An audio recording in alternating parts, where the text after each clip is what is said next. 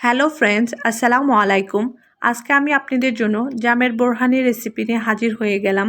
আমার মনে হয় ইউটিউবে আমি প্রথম জামের বোরহানি রেসিপিটা নিয়ে আসলাম। নর্মাল বোরহানির চেয়ে জামের বোরহানির টেস্ট অনেক গুণ বেশি। আর এ জামের উপকারিতা সম্বন্ধে কম বেশি আমরা সবাই জানি। জাম আমাদের শরীরের জন্য অনেক উপকারী একটা ফ্রুটস। তো এই জামের বোরহানিটা কিভাবে করেছি আপনাদের সাথে শেয়ার করব। পুরো ভিডিওটা দেখার অনুরোধ রইল। তার জন্য প্রথমে আমি যে কাজটা করব, 250 গ্রাম এখানে জাম ভালো করে ধুয়ে নিয়েছি আমি। এখন জামটাকে হাত দিয়ে চাপ দিয়ে বিচিটা বের করে নিব। আমি এইভাবে চাপ দিয়ে সবগুলো বিচি বের করে নিব। আর বোরহানির জন্য অবশ্যই কিন্তু বিচিটা ফেলে নিতে হবে। তো এইভাবে সবগুলো বিচি বের করে আমি ফেরত আসছি। তো দেখেন সবগুলো জামের বিচি আমি বের করে নিয়েছি। এখন আমি ব্লেন্ডারে জারে দিয়ে দিচ্ছি। আমি সবগুলো জাম দিয়ে দিচ্ছি। এখন এক এক করে আমি সব উপকরণ দিয়ে দিব।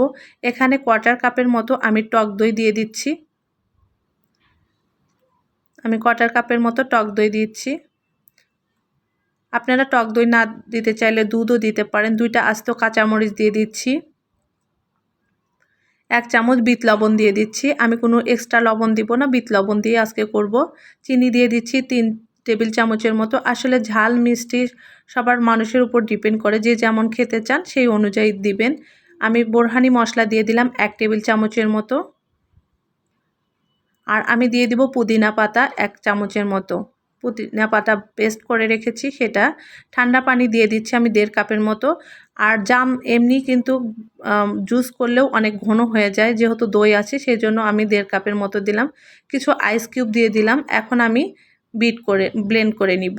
ততক্ষণ পর্যন্ত ব্লেন্ড করব যতক্ষণ পর্যন্ত না এগুলো ভালোভাবে মিশে যায়। তো এই ভালোভাবে আমি ব্লেন্ড করে তারপর ফেরত আসছি। তো ব্লেন্ড হয়ে গেছে। এখন আমি দেখেন গ্লাসে পরিবেশন করে নিচ্ছি। খুব সুন্দর একটা ফ্লেভার আমি পাচ্ছি। যখন আপনারা করবেন তখন আপনারাও পাবেন। খুবই মজার একটা রেসিপি। আর এই বোরহানিটা আপনি করে কিন্তু সবাইকে তাক লাগিয়ে দিতে পারেন। মজার একটা রেসিপি আমি করেছি, সবাই অনেক পছন্দ করেছে। আপনারাও করবেন। ভালো লাগলে আমার চ্যানেলটা সাবস্ক্রাইব করে আমার পাশেই থাকবেন। আজ এই পর্যন্ত। আল্লাহ।